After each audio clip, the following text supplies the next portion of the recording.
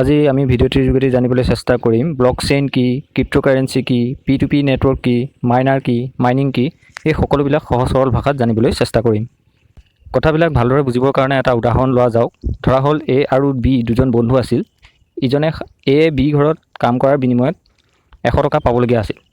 তেতিয়া A আৰু Bৰ মাজত এটা চুক্তি হ'ল যে আমি পইচাটো ফিজিকেলি নিদিওঁ, ডিজিটেল হিচাপত নিজে সৃষ্টি কৰা এটা কইন অনলাইন ট্ৰেঞ্জেকশ্যন কৰি দিওঁ। তেতিয়া দুইজনৰ মাজত সন্মতি সাপেক্ষে 100 টকাৰ বিনিময়ত ডিজিটেল কইনৰ অনলাইন ট্ৰেঞ্জেকশ্যন হ'ল। কইনটো নিজে ডিজিটেল সৃষ্টি কৰি ল'লে হয়, কিন্তু এতিয়াতো কিছুমান সমস্যা আহি গ'ল। সেই সমস্যাবিলাকৰ ভিতৰত আছে, যদি কইনটো কোনোবাই কপি পেষ্ট কৰি পেলাই ঢেৰ বনাই লয়, যদি কইনটো কোনোবাই চুৰি কৰি লৈ যায়, তেতিয়াতো কইনটোৰ কোনো মূল্যই নাথাকিব। সেইকাৰণে এটা সিদ্ধান্ত লোৱা হ'ল যে এই যিটো আমাৰ কইনৰ ট্ৰেঞ্জেকশ্যন হ'ল, সেই কইনটো কম্পিউটাৰত লিপিবদ্ধ কৰা যাওক। A Bক যে কইনটো দিছে, সেই কথাটো কম্পিউটাৰত লিখিত আকাৰত থাকিব। Aৰ পৰা Bলৈ যোৱা কইনৰ সংখ্যা আৰু A যে Bৰ পৰা কইনটো পালে তাৰ প্ৰমাণস্বৰূপে কম্পিউটাৰত এখন লিখিত চুক্তি থাকিব। এই কম্পিউটাৰত লিখিত ৰূপত থকা চুক্তিখনেই হৈছে লেজাৰ। কিন্তু এতিয়াও এটা সমস্যা হ'ল যে লেজাৰখন যদি দুজনৰ ভিতৰত থাকে, কোনোবা এজনে হয়তো এডিট কৰি পেলাই তাক ভুলো কৰিব পাৰে। সেই সমস্যাটো আঁতৰাবৰ কাৰণে সৃষ্টি হ'ল আচল টেকন'লজি ব্যৱস্থাটো, যাক কোৱা হয় ব্লকচেইন। ইয়াৰ যোগেদি এইটো কৰিব বিচৰা হৈছে যে এই লেজাৰখন প্ৰত্যেকটো কম্পিউটাৰতে থাকিব। বিভিন্ন কম্পিউটাৰত যেতিয়া এই লেজাৰখন একেধৰণে থাকিব, তেতিয়া কোনোবা এটা কম্পিউটাৰত যদি লেজাৰখন এডিট কৰিবলৈ যোৱা যায়, তেতিয়া আনবিলাক কম্পিউটাৰত সেই লেজাৰখনে মিছমেচ দেখাব।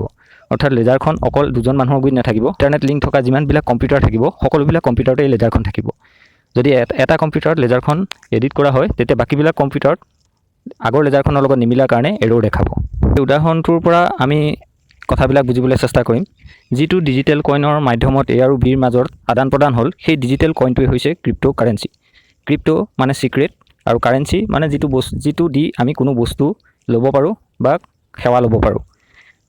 এতিয়া আপোনালোকে বিভিন্ন ধৰণৰ ক্ৰিপ্ট'কাৰেঞ্চিৰ নাম শুনিছে। তাৰ ভিতৰত এটা প্ৰধান ক্ৰিপ্ট'কাৰেঞ্চি হৈছে বিটকইন, ইথেৰিয়াম, বাইনেন্স ইত্যাদি। A আৰু Bৰ মাজত যিখন লেজাৰ চহী কৰা হৈছিল, A Bক দিয়া কইনৰ সংখ্যা লিখি যিখন লেজাৰ চহী কৰা হৈছিল, আৰু এই লেজাৰখন প্ৰত্যেকটো কম্পিউটাৰতে ৰখা হৈছিল, এইখনেই হৈছে এখন পাব্লিক লেজাৰ। আৰু এই পাব্লিক লেজাৰখন যি মেইনটেইন কৰে, যাৰ কম্পিউটাৰত থাকিব, সেইবিলাকেই হৈছে ব্লকচেইন টেকন'লজিটোৰ লগত জড়িত একোজন মাইনাৰ্ছ। এই পাব্লিক লেজাৰখন, যিখন A আৰু Bৰ মাজত চুক্তি হৈছিল, এই ওচৰত কেইটা কইন আছে, Bয়ে কেইটা কইন পালে, বৰ্তমান Bৰ ওচৰত কেইটা কইন আছে, এই গোটেই লেজাৰখন বহুত কম্পিউটাৰে মেইনটেইন কৰি থাকে। এই সকলোবিলাক কম্পিউটাৰ লগ লাগিয়ে হৈছে পিয়াৰ টু পিয়াৰ নেটৱৰ্ক, যাক P2P বুলি কোৱা হয়। এই P2P নেটৱৰ্কৰ জৰিয়তে কাৰেঞ্চিটোৰ আদান প্ৰদানৰ সকলোবিলাক তথ্য ৰখা হয়, আৰু এই তথ্যখিনি ৰখা মূল পদ্ধতিটোৱে হৈছে ব্লকচেইন টেকন'লজি। ব্লকচেইন শব্দটো ব্লক আৰু চেইন দুটাৰ পৰা হৈছে। ব্লক মানে একোটা কম্পিউটাৰ, আৰু চেইন মানে সেই কম্পিউটাৰবিলাক যিডাল চেইনত লাগি থাকে, সেই চেইনডালৰ কথা কোৱা হৈছে। যেনেকৈ ট্ৰেইনত একোটা দবাব থাকে, যেতিয়া এটা দবা ভৰ্তি হয়, তাৰপিছত আৰু এটা দবা লাগি থাকে, তেনেকৈ সেইটো দবা ভৰ্তি হ'লেও আৰু এটা দবা লগাই দিয়ে। ঠিক তেনেদৰে কম্পিউটাৰত ব্লকত ডাটা ভৰ্তি হ'লে আন এটা ব্লক নিজে নিজে সৃষ্টি হয়, আৰু সেই ব্লকটোত পুনৰ নতুনকৈ ডাটা ভৰাব পাৰে, আৰু সেই আগৰ ব্লকটোৰ লগত পিছৰ ব্লকটোৰ এটা সম্পৰ্ক থাকে। সেই গোটেই ছিষ্টেমটো এটা কম্পিউটাৰতে সোমাই নাথাকে, বিভিন্ন কম্পিউটাৰৰ লগত ইয়াত সংযোগ হৈ থাকে। সেয়েহে কোনো এটা কম্পিউটাৰত যদি কোনো খেলিমেলি বা হেক কৰা হয়, তেতিয়া আনবিলাক কম্পিউটাৰে এৰ'ৰ দেখায়। সেইকাৰণে ই এটা অতি ছিকিউৰ ব্যৱস্থা। উদাহৰণস্বৰূপে A আৰু B ওচৰত ধৰক A Bক এটা বিটকইন দি দিলে, তেতিয়া কম্পিউটাৰৰ লেজাৰত লগালগ চেক কৰা হ'ব যে এই ওচৰত কিমানটা বিটকইন আছিল, Bক কেইটা বিটকইন দিছে, এতিয়া Bৰ ওচৰত কেইটা বিটকইন থাকিব। এই সম্পূৰ্ণ কেলকুলেশ্যনটো কম সময়ৰ ভিতৰত কম্পিউটাৰ কৰি লেজাৰত আপডেট কৰি দিব। আৰু সি এটা কম্পিউটাৰত নহয়, সেই নেটৱৰ্কটোৰ লগত জড়িত সকলোবিলাক কম্পিউটাৰত একে সময়তে হৈ যাব, যাৰ ফলত এটা কম্পিউটাৰত কোনো ধৰণৰ এডিট বা হেক কৰিব বিচাৰিলেও আনবিলাক কম্পিউটাৰে এৰ'ৰ দেখাই ছিষ্টেমটোৰ পৰা সেই কম্পিউটাৰটোৰ ডাটাখিনি আউট কৰি পঠাব। এইটোৱে হৈছে ব্লকচেইন টেকন'লজিৰ এডভান্টেজ।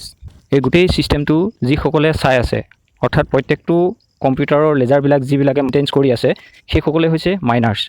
এই ছিষ্টেমটো মেইনটেইন কৰিবৰ কাৰণে নিজে নিজে কাম কৰিব নালাগে, কিছুমান বিশেষ ছফ্টৱেৰ লাগে, ইণ্টাৰনেট কানেকশ্যন লাগে, আৰু বিশেষ কিছুমান কম্পিউটাৰ লাগে। এই সম্পূৰ্ণ ব্যৱস্থাটোত বহুত খৰচ, সময় আৰু লগতে কিছুমান প্ৰযুক্তিৰ দৰকাৰ হয়।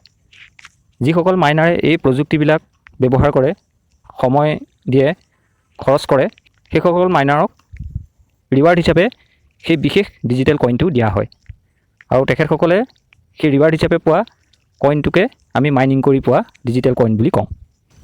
ক্ৰিপ্ট' কাৰেঞ্চি ব্লকচেইনখিনি বাৰু বুজি পালে। এতিয়া কথা হ'ল কি, আমি যিখিনি কইন পাইছোঁ মাইনিং কৰি পেলাই বা মাইনাৰ্ছসকলে যিখিনি কইন মাইনিং কৰি পায়, সেইখিনি দেখোন যদি প্ৰত্যেকটো কম্পিউটাৰতে থাকে, তেনেহ'লে পৃথিৱীৰ প্ৰত্যেকজন মানুহেই দেখোন জানিব কাৰ ওচৰত কেইটা কইন আছে, কাৰ ওচৰত কিমান কইন আদান প্ৰদান হৈছে। এই ছিষ্টেমটো আপগ্ৰেড কৰিবৰ কাৰণেই ব্লকচেইন টেকন'লজিৰ আন এটা এডভান্টেজ হৈছে ক্ৰিপ্টোগ্ৰাফি। অৰ্থাৎ এই গোটেই ছিষ্টেমটোত যিবিলাক ট্ৰেনজেকশ্যন হয়, এই ট্ৰেনজেকশ্যনবিলাক ফিগাৰত নহয়, ডাইৰেক্ট দেখাকৈ এটা বিটকইন বিগ দিছে বুলি ডাইৰেক্ট দেখাই নিদিয়ে। এটা ক'ড ৱৰ্ড যায়। সেই ক'ড ৱৰ্ডবিলাক কম্পিউটাৰৰ নাম্বাৰৰ ক'ড ৱৰ্ড, যেনেকৈ আপোনাৰ ধৰা B2 KG, A2 BC, এনেকুৱা ধৰণৰ ক'ড ৱৰ্ডত যায়, যিবিলাক ক'ড ৱৰ্ড ৰিড কৰাটো সাধাৰণ মানুহৰ কাৰণে অসম্ভৱ। সেই ক্ৰিপ্ট' কাৰেঞ্চি বা ব্লকচেইন টেকন'লজিটো একদম ছিকিউৰ টেকন'লজি হিচাপত ধৰা হয়। এতিয়া এটা কথা হ'ল যে এই কইনবিলাকৰ দাম কিয় উঠা নমা হয়। এতিয়া আমি জানো যে কইন এটাৰ দাম তেতিয়াই উঠা নমা হ'ব যেতিয়া আপোনাৰ কইনটো ডিমাণ্ড বাঢ়িব।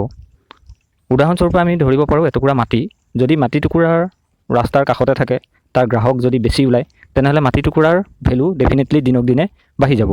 কিন্তু যদি মাটি টুকুৰা বেকগ্ৰাউণ্ড এৰিয়াত থাকে, কোনো ধৰণৰ কামত নহা মাটি থাকে, তেতিয়া তাৰ দামটো বাহক চাৰি কমি বহে। এই কইনবিলাকো তেনেকুৱা, প্ৰত্যেকটো কইনৰে একোটা লিমিটেড নাম্বাৰ থাকে। উদাহৰণস্বৰূপে ধৰক বিটকইনৰ 21 মিলিয়ন আছে। 21 মিলিয়ন বিটকইনৰ পিছত আৰু বিটকইন মাইনিং নহয়।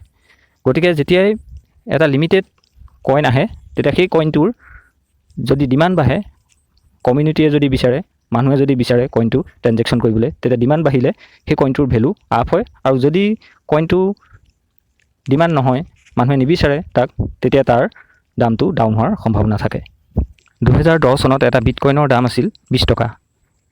তেতিয়া মানুহে বিটকইন সম্পৰ্কে বা ব্লকচেইন টেকন'লজি সম্পৰ্কে একেবাৰে অজ্ঞ আছিল। বৰ্তমান সময়ত এটা বিটকইনৰ দাম প্ৰায় 20 লাখ টকা, আনহাতে মাজতে ই প্ৰায় 50 লাখ টকালৈ উঠিছিল। ব্লকচেইন টেকন'লজিৰ এডভান্টেজবিলাক জানিবলৈ আৰম্ভ কৰিছে। সেয়েহে মানুহে ডিজিটেল কাৰেঞ্চিৰ প্ৰতি, যাক আমি ক্ৰিপ্ট' কাৰেঞ্চি বুলি কওঁ, আগ্ৰহ হৈছে, যাৰ বাবে ইয়াৰ ডিমাণ্ড দিনক দিনে বৃদ্ধি পাবলৈ ধৰিছে।